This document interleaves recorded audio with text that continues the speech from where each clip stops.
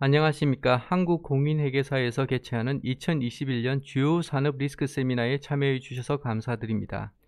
진행을 맡은 저는 나이스 신용평가에서 자본시장, 투자자 대응 및 홍보 업무 등을 맡고 있는 IS 실장 이성원입니다. 세미나는 발표자의 40여 분 발표 후 유튜브 댓글창에 입력해 주신 내용을 토대로 실시간 질의응답 시간을 10여 분 가질 예정입니다. 질문이 있으신 경우 유튜브 로그인 후 자유롭게 문의하실 수 있으니 많은 참여 바랍니다. 그러면 2021년 주요 산업 리스크 세미나 첫 번째 주제인 건설업 특성 및 현황의 발표자 홍세진 수석 연구원에 대해 간략히 소개해 드리겠습니다. 기업평가본부 홍세진 수석 연구원은 한국공인회계사로서 2009년 삼정회계법인에서 수년간 회계감사 업무를 담당하였습니다.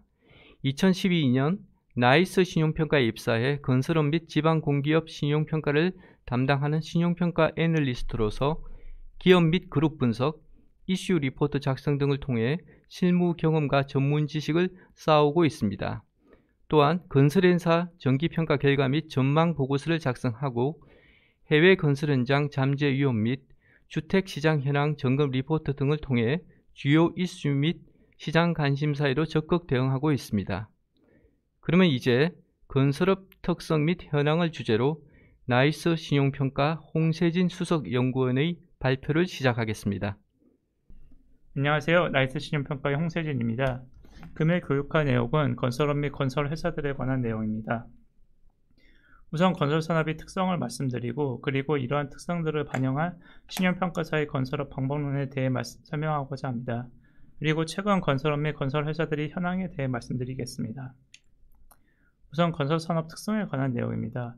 건설업의 정의를 설명하고 건설업의 일반적 특성과 재무적 특성을 말씀드리겠습니다.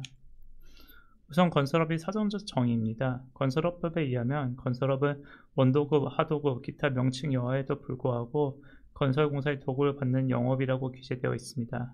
도급을 받는다는 것은 발주자의 개별적인 주문에 따라 생산활동이 진행된다는 의미입니다. 건설업은 공종에 따라 건축, 토목, 플랜트 공사로 나뉘어집니다. 건축공사는 흔히 우리가 접할 수 있는 아파트, 빌딩 등을 짓는 것이고요.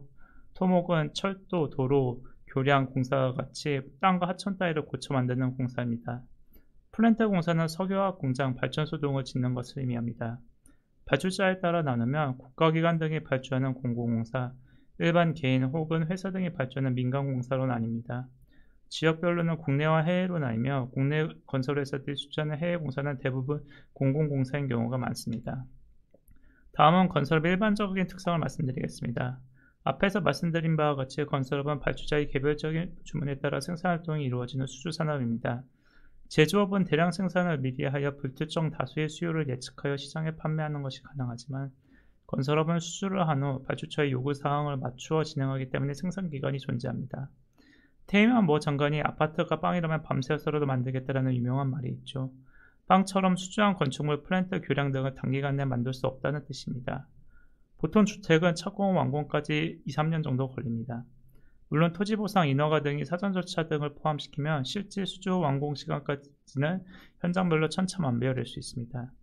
비주택인 토목 플랜트 공사는 그 공사 규모에 따라 공사기간이 상이하며 대형 플랜트 및 교량 공사의 경우 공사기간이 3에서 5년을 상회하기도 합니다. 수년간의 공사기간이 소요되기 때문에 공사기간 동안 다양한 변동 위험이 존재하며 이것이 건설업의 핵심 위험 요인이라고 볼 수 있습니다. 공종별로 어떠한 위험이 있을 수 있는지 보면 우선 비주택 부분은 과거 국내 건설회사의 대규모 손실 원인이었던 해외 공사를 예로 설명해 보겠습니다.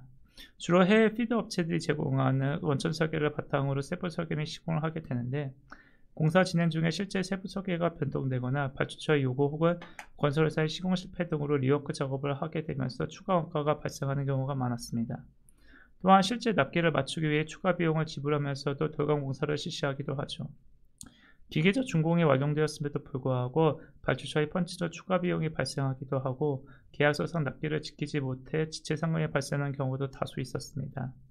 최초 수주 시에 예측하지 못한 문제들이 공사 중에 발생하면서 실제 국내 대형 건설회사들이 수년 전에 영업 손실을 기록하기도 하였습니다.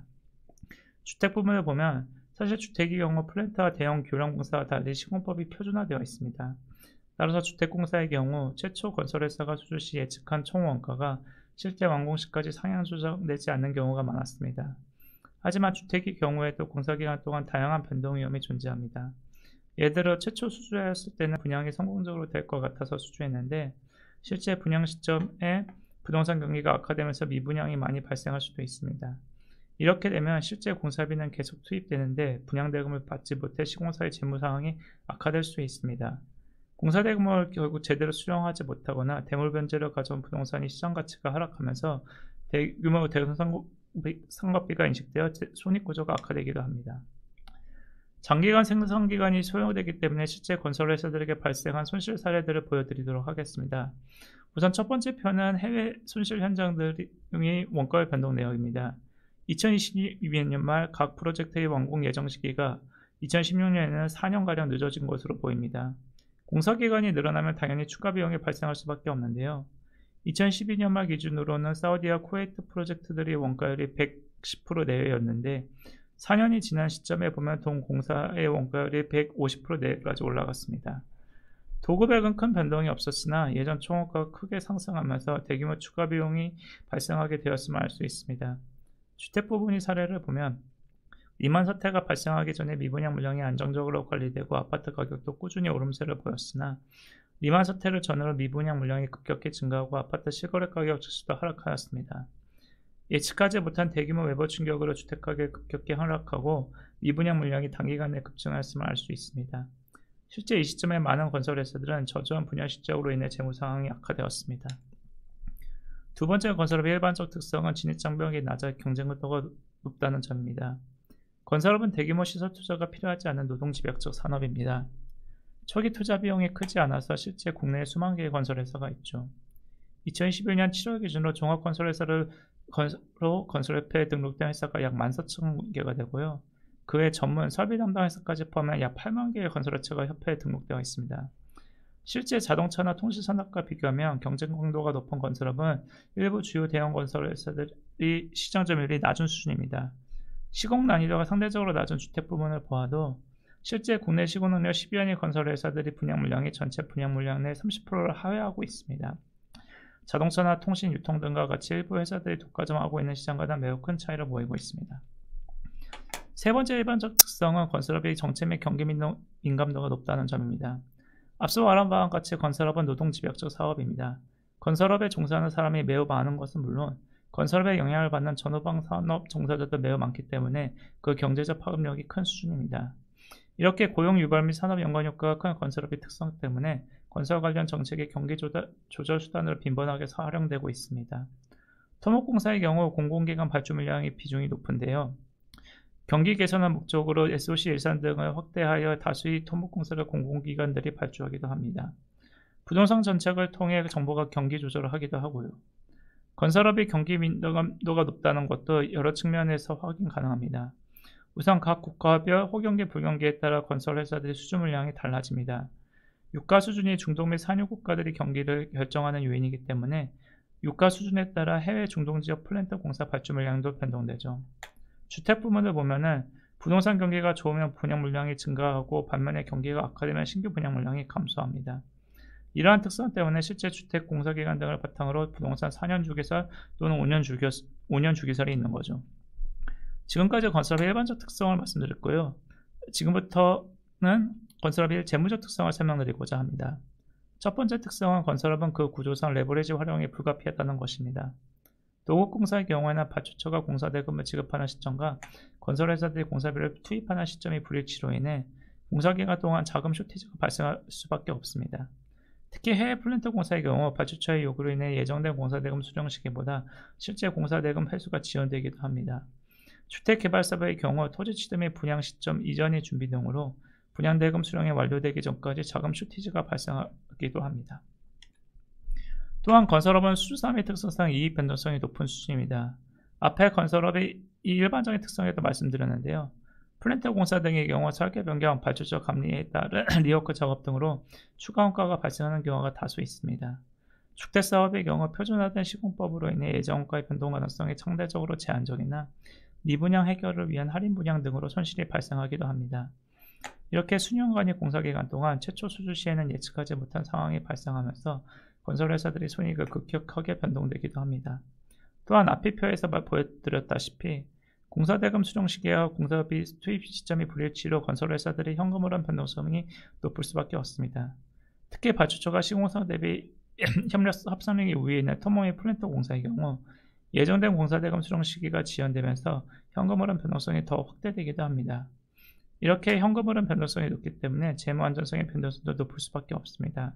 또한 대규모 시설 투자 등을 하는 제조업 및 유통업에 비하면 재무적 완충력도 건설업이 열이한 수준입니다. 사업을 제외하면 건설회사들이 유형자산이나 투자부담금을 소유하게 되는 것은 미분양분을 대물 인수받는 경우가 많은데요. 미분양분 대물 인수한 것은 사실 그만큼 시장 가치가 떨어진다는 것을 의미하죠. 건설회사들의 이익 변동성에 대해서 간단한 사례를 보여드리겠습니다. 공사 기간 중에 예정원가 변동이 실제 어떻게 해당 연도 손익에 반영되었는지 볼 수 있는데요. 우선 케이스 1은 정상적인 상황입니다. 착공 시부터 완공 시까지 계약액과 예정원가가 변동되지 않습니다. 이러한 경우 매출액과 매출원가가 공사 현황에 따라 기재되며 손익이 큰 변동이 없습니다.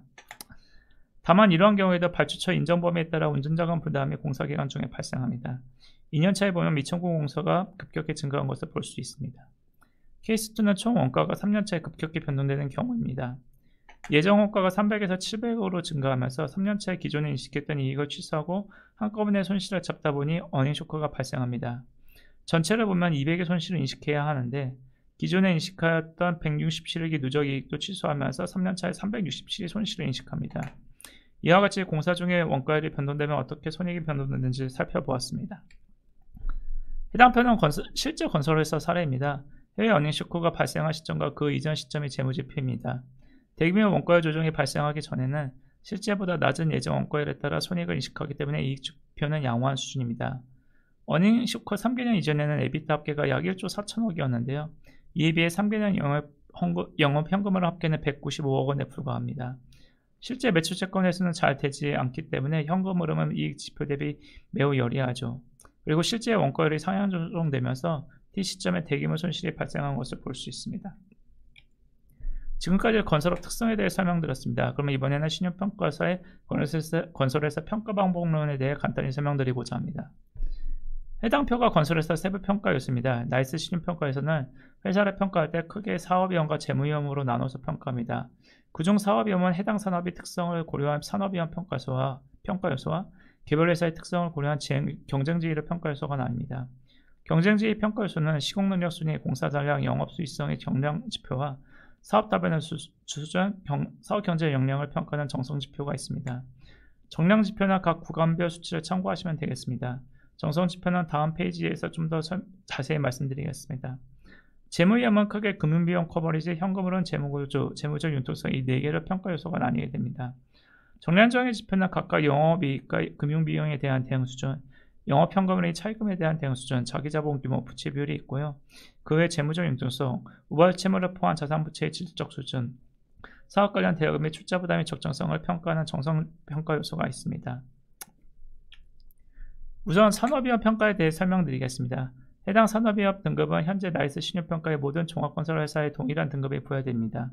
건설업의 특성을 고려하여 현재 WB-급으로 평가되고 있습니다. 해당 등급은 건설업의 불황에 대한 것이기보다는 변동성이 높은 건설업의 특성을 고려한 등급이라고 보시면 되겠습니다.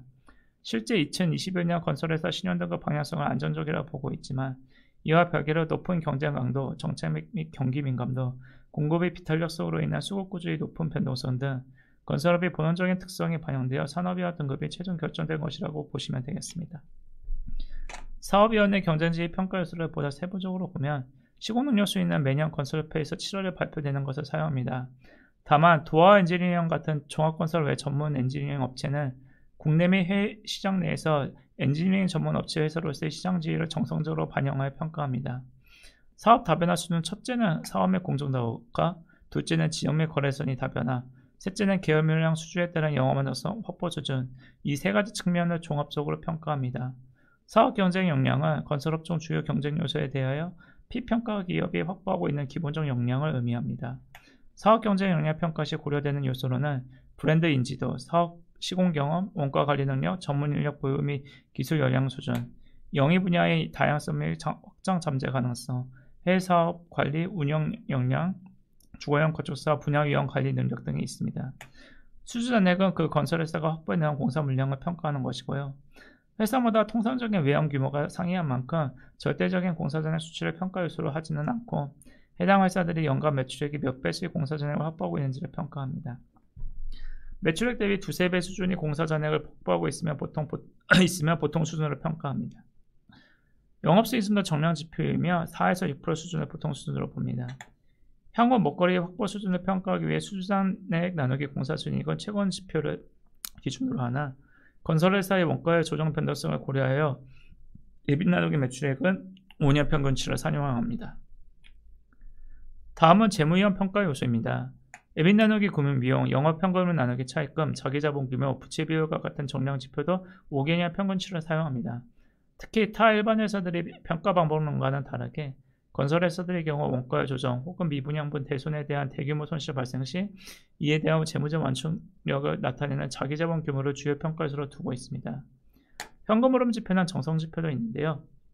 건설회사의 경우 재개발, 재건축 조합의 초기 운영자금, 시행사에 대한 대여금, SOC 지분 매입 등 투자활동상 자금 소요가 자금 창출을 제약하는 요인으로 작용하고 있어 회사의 자금 조달력 대비 사업 관련 대여금 출자 부담의 적정성은 현금 흐름 적정성 평가의 보조 지표로 활용하고 있습니다. 이와 유사한 취지로 재무구조 및 자산 이치에서도 각 현장별 분양 실적 등 공사 진행 현황을 고려하여 자산 부채의 질적 수준과 지급 보증 차입금 현실화 가능성 등 무마채무 위험을 정성적으로 평가하고 있습니다. 예를 들어 매출 채권으로 계상되어 있지만 해당 현장의 분양 실적이 저조할 경우 그 자산성에 열의하고 관련 무마채무 위험이 높다고 보고 있죠. 재무적 융통성도 정성적으로 평가하고 있는데요. 금융기관의 여신한도, 재무상태표상 단기금융자산 및 매각 담보 유동화 가능 수준, 가능자산 보유 수준, 회사채, 주식시장을 비롯한 자본시장의 접근성, 대주주 또는 소속 계열기업으로부터의 경상적인 재무지원 수혜 가능성, 전업학 교섭력을 통한 운전자금의 유연성 등 현금 창출력의 탄력성에 근거하여 평가를 하고 있습니다. 이상 건설회사 평가 방법론에 대한 설명을 마칩니다. 최근 건설산업 현황에 대해 말씀드리겠습니다. 우선 최근 건설회사들이 호실적을 견인하고 있는 주택시장 현황을 보여드리고 이런 주택시장으로 인한 건설회사들이 현황을 파악해보고자 합니다. 그리고 이런 현황이 고려된 수년간의 건설회사 신용등급 현황을 보여드리고요. 마지막으로는 향후 건설회사들이 주요 모니터링 포인터를 말씀드리면서 마치고자 합니다. 최근 주택시장 현황을 살펴보고자 합니다. 우선 첫 번째 지표는 지역별 월간 아파트 평균 매매가입니다. 최근 5개년 수치를 표에 담았습니다. 2016년 6월 수치가 약 5년 전 수치이며 최근 수치는 2021년 7월 수치입니다. 우선 월별 전국 아파트 평균 매매가는 5년 전 약 3억 6천만 원에서 최근 약 6억 5천만 원으로 상승했습니다. 5년 동안 약 80%의 상승률을 보여주고 있습니다. 지역별로 보면 서울은 5년 전 평균 매매가가 약 6억 원이었으나 최근에는 13억까지 상승했습니다. 상승률이 100%를 상회하고 있죠. 인천을 포함한 서울의 경기 지역은 3억 2천만 원에서 5억 7천만 원까지 상승했고요. 5광역시 평균 매매가도 5년 전 약 2억 8천만 원에서 현재 약 4억 4천만 원으로 상승했습니다. 특이한 것은 5광역시를 제한 기타 지방의 경우 2016년 6월 평균 매매가가 약 1억 9,500만 원 정도였고 이후에도 가격 상승률이 제한적인 수준으로 보이며 2019년 말 가격은 약 2억 600만 원 정도입니다. 즉, 한 3년 반 동안 평균 매매가가 약 1천만 원 정도만 상승한 것이죠. 근데 임대차 3법이 통과된 2020년 중 가격이 급격히 상승하면서 2020년 말에는 가격이 약 2억 4천만 원까지 올랐고 2021년 7월 말에는 약 2억 6천만 원까지 올랐습니다.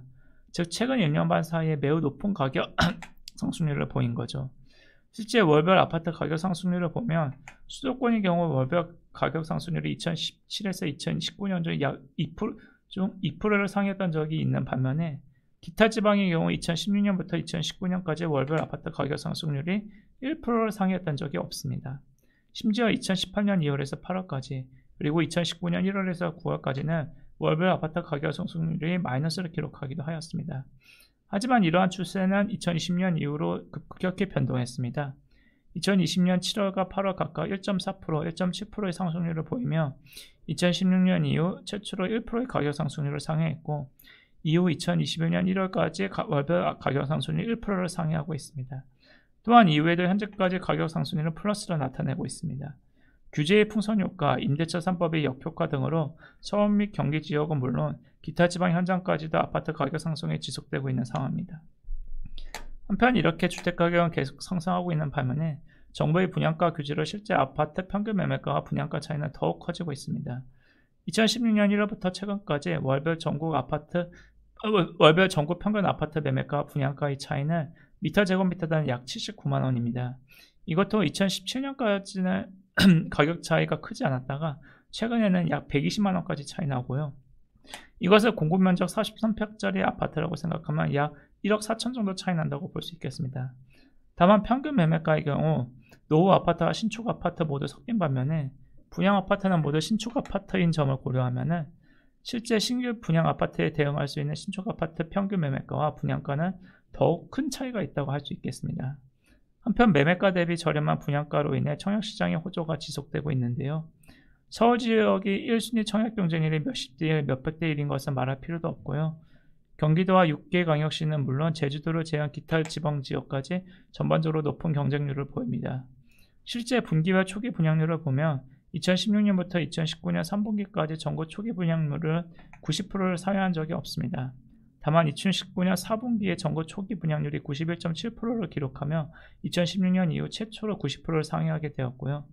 2021년 2분기에는 전국 초기 분양률이 98%를 상회하는 등 매우 높은 초기 분양률을 보이고 있습니다.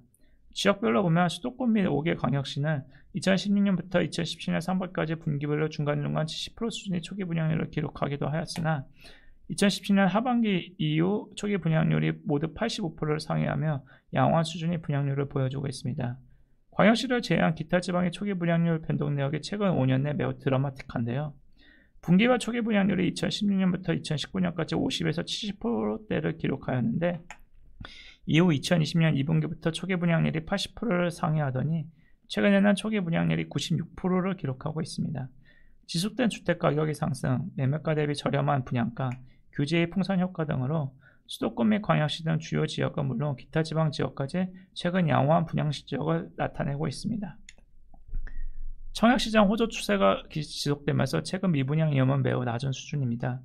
2017년 이후 2019년 상반기까지 전국적으로 미분양 물량은 약 6만 세대 내외를 기록하였는데 이후 전국 미분양 물량이 2019년 말에는 4만 7천 호, 2020년 상반기 말에는 2만 9천 호로 감소하였고 2020년 12월부터 전국 미분양 물량이 2만 호를 하회하더니 최근 집계 시점인 2021년 6월 말에는 전국 미분양 물량이 1만 6천 세대에 불과합니다.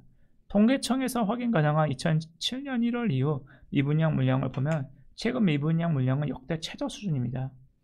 지역별로 보면 서울 및 인천을 포함한 수도권 미분양 물량이 2017년 초 약 19,000호를 기록하였는데 2017년 3분기부터 약 1만 호 내외로 축소되었습니다. 이후 등락을 지속하다가 2020년 초 5,000원 이하로 축소되었고 최근에는 약 1,600호 내외까지 미분양 물량이 감소하였습니다. 5광역시는 2017년부터 현재까지 일정한 수준입니다. 2012년 초에는 5분기 5광역시 미분양 물량이 4,000호를 기록하였습니다. 이후 점차 증가하면서 2019년 상반기 중에 약 1만 호까지 미분양 물량이 확대되었으나 이후 전반적으로 감소 추세를 나타내며 2021년 3월까지 약 2,200호까지 감소하였습니다.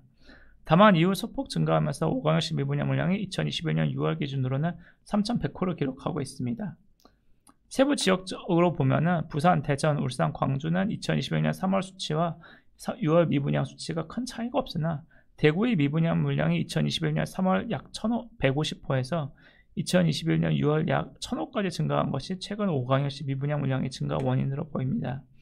최근 대비 과거 수년간의 입주 물량 평균을 보면 부산, 울산, 광주의 경우 최근 입주 물량이 과거 대비 감소한 반면 대구의 경우 2022년 하반기부터 최근까지 입주 및 분양 물량이 예년 대비 풍부한 수준이었습니다. 다만 절대적인 수치를 기준으로 보면 5광역시 미분양 부담도 매우 낮은 수준으로 관리되고 있습니다.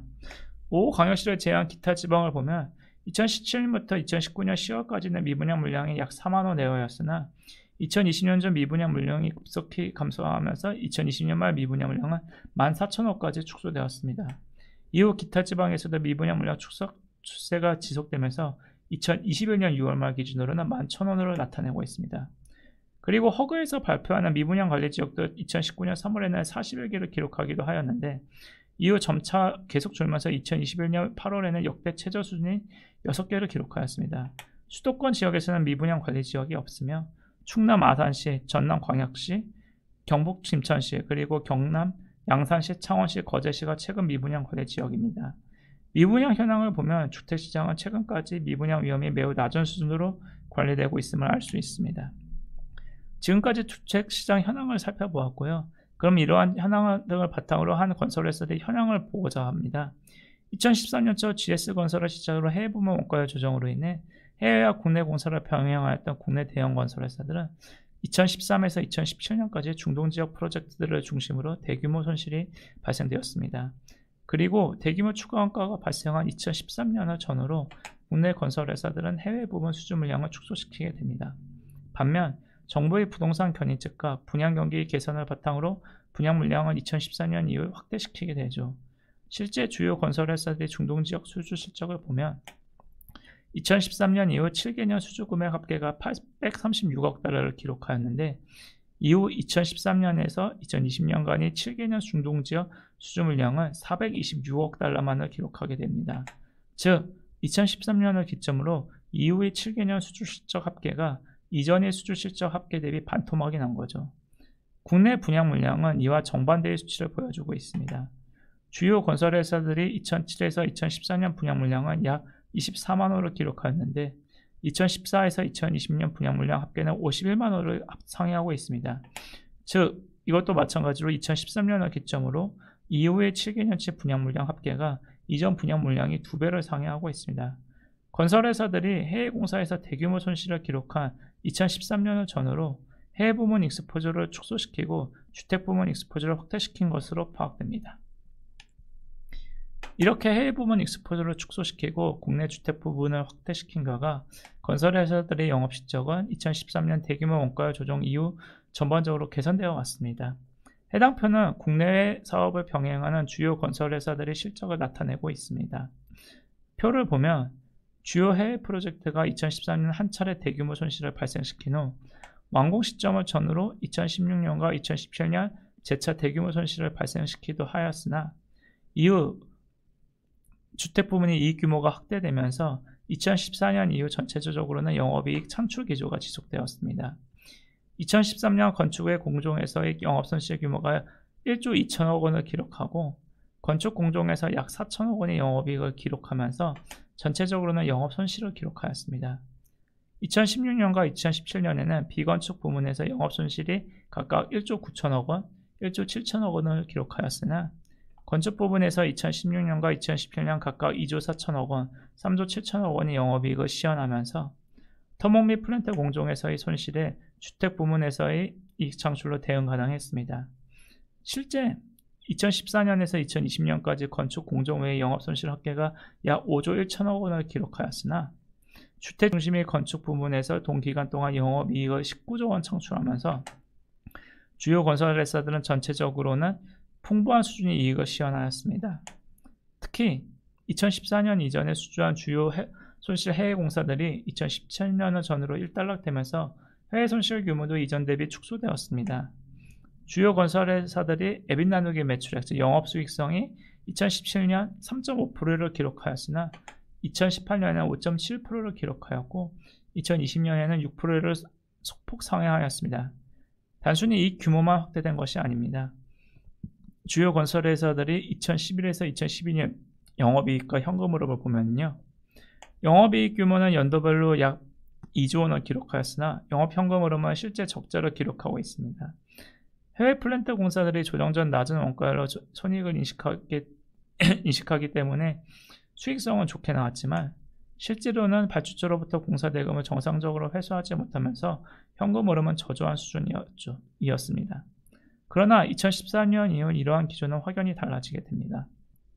매출 인식과 기성 청구, 공사 대금 수령의 시간 차이가 있기 때문에 실제 손익과 현금 흐름이 완전히 일치할 수는 없지만 2014년 이후 평균적으로 보면 이익과 현금 흐름이 동조하고 있는 현상을 볼 수 있습니다.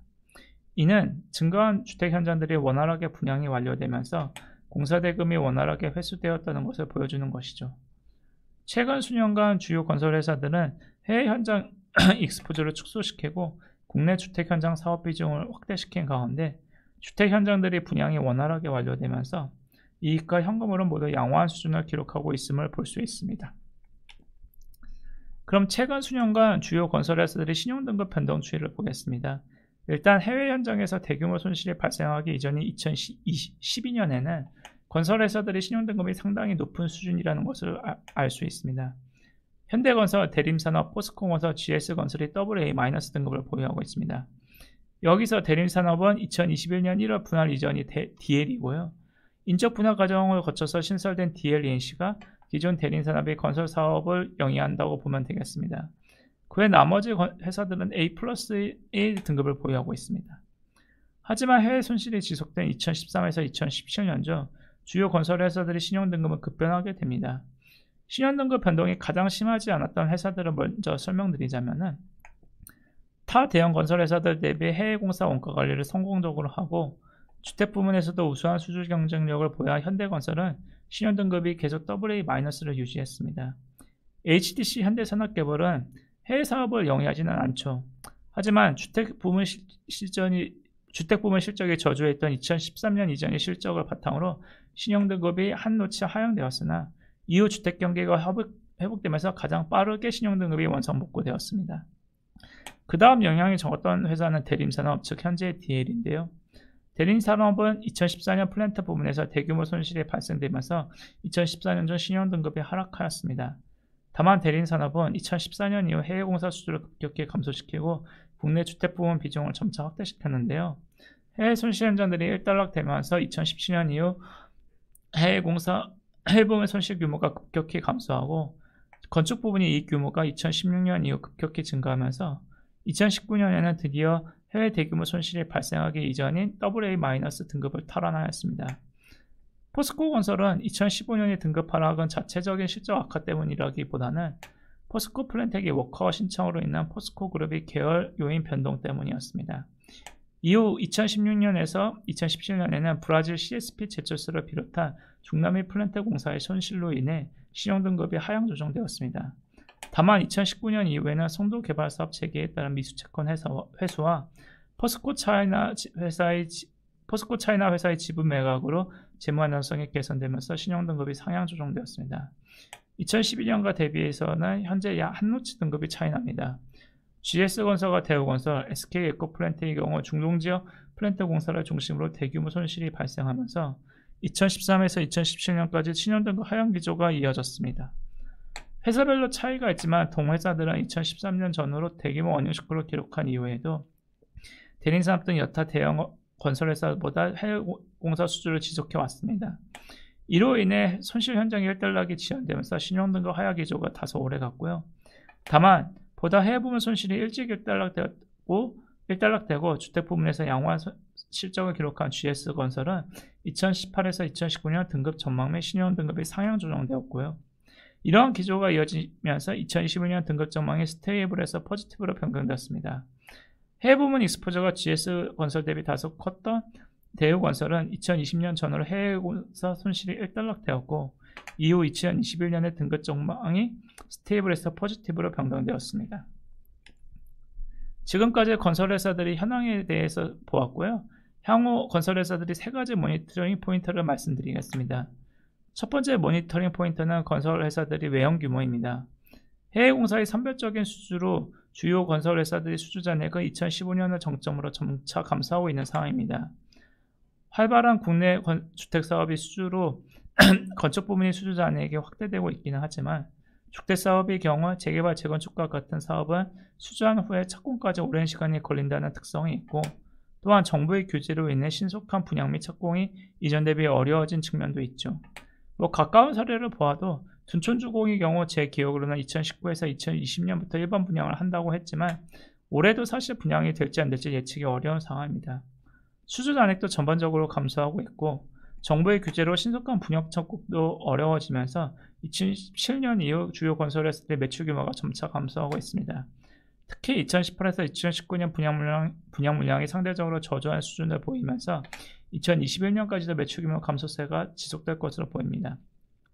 코로나로 인한 해외 공사 지연도 주요 건설회사들이 매출 감소에 한몫하고 있죠.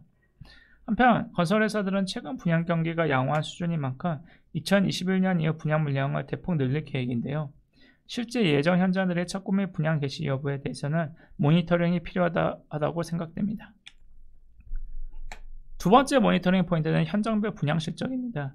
최근 전체적으로 초기 분양 실적이 우수한 수준이지만 여전히 광역시를 제외한 기타 지방 현장의 경우 수도권 및 광역시 대비 분양 실적이 다소 저조한 수준입니다. 특히 건설회사들이 2021년 이후 분양 물량을 증가시키면서 현장별 분양 실적은 입지와 건설회사들의 브랜드 인지도, 분양이용 관리 능력 등에 따라 차별화될 수 있다고 판단됩니다. 주택 현장들이 원활하게 분양되어야 건설회사들이 공사대금 수령을 원활하게 계획대로 할 수 있는 만큼 각 주택 현장별 분양 실적을 모니터링할 계획입니다. 세 번째 모니터링 포인트는 해외 현장의 수익성입니다. 예전 대비 사업 비중이 축소되긴 하지만 최근 수주 실적을 보면 해외 부문 수주 규모가 재차 점진적으로 확대되고 있습니다. 특히 해외 공사 수주 실적이 2019년 대비 2020년 큰 폭으로 증가하였습니다. 2020년 해외 건설 수주 실적은 2019년 대비 57.4% 증가 351억 불을 기록하였습니다. 지역적으로 보면 중동 및 중남미 지역의 수주 실적 증가율이 매우 높은 수준입니다. 국내 대형 건설 회사들은 2020년 1, 2월에는 약 19억 불의 사우디 가스 프로젝트, 17억 불의 알제리 정유공장, 16억 불의 방글라데시 국제공항, 11억 불의 카타르 루사일 프로젝트 등의 대형 공사를 연이어 수주했습니다. 다만 코로나19가 전 세계적으로 확대되면서 1분기에 112억 불이었던 수주액은 2분기에는 약 49억 불, 3분기에는 약 23억 불로 급감했습니다. 그러나 하반기 중 중남미, 유럽 등 주요 지역 국가들이 코로나 위기 타개를 위한 경기 부양에 적극 나서면서 발주 물량이 증가하였고 국내 대형 건설 회사들이 적극적인 수주로 2020년 4분기 해외 수주 실적은 167억 불을 기록하였습니다.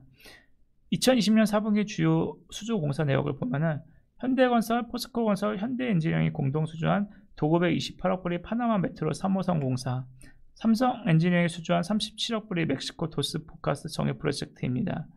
2020년 중동지역 수주 금액이 133억 불을 기록하는 등 2019년 대비 180%가량 확대되기도 하였으나 동수주 실적은 최근 10년 평균 중동지역 수주 실적 193억 불을 하회하고 있습니다. 즉 전년도 대비 해외 수주가 증가한 것이지 아직 절대적인 수준으로는 수주 물량이 많다고는 할 수 없습니다. 진행 중인 프로젝트들이 단기적으로 건설회사들의 실적에 미치는 영향은 크지 않은 수준이겠지만 해외 공사 수주 내역의 수익성 변동 추이, 공사대금 회수 추이에 대해서는 지속적으로 모니터링이 요구된다고 할 수 있겠습니다. 네, 그럼 건설업 주요 모니터링 포인트를 마지막으로 최근 건설 산업 현황까지 모두 살펴보았습니다.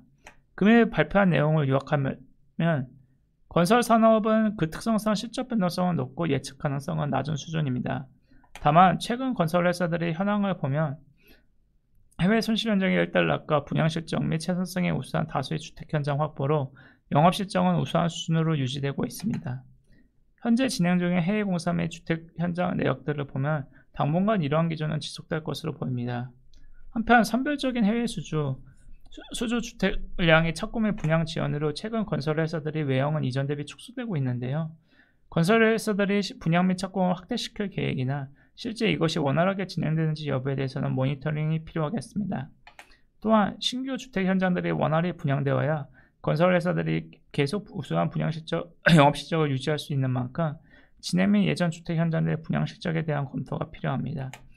해외 현장의 경우 최근 수주 물량이 이전 대비 다소 확대되고 있는데 신규 수주한 물량의 질적 구성과 수익성 변동 여부에 대해 정기적으로 모니터링할 예정입니다. 이상으로 건설업 발표를 마치겠습니다. 지금까지 발표 내용을 경청해 주셔서 대단히 감사합니다.